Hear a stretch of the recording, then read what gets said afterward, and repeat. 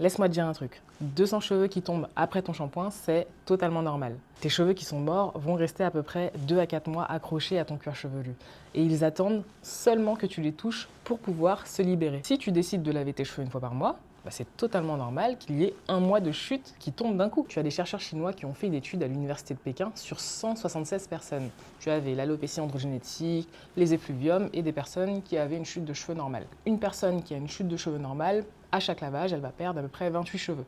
Une personne qui a un effluvium télogène, donc c'est-à-dire qu'il y a une chute de cheveux qui est anormale, elle va perdre à peu près 125 cheveux par lavage. Les chiffres que je te donne, c'est vraiment pour des personnes qui ont un lavage plus ou moins fréquent.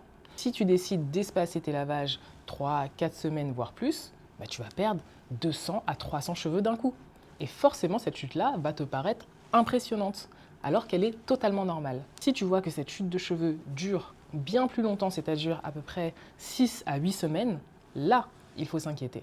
Là, il faut regarder si tu as des zones qui sont plutôt clairsemées. Ce sont vraiment des signes à ne pas négliger. Donc si toi aussi tu es professionnel et que tu as envie de comprendre et surtout pouvoir répondre de manière efficace à tes clients quand tu fais un diagnostic capillaire et que tu as envie de comprendre réellement quelles sont les causes de ta chute de cheveux, je t'invite à prendre ton rendez-vous dans le lien de ma biographie.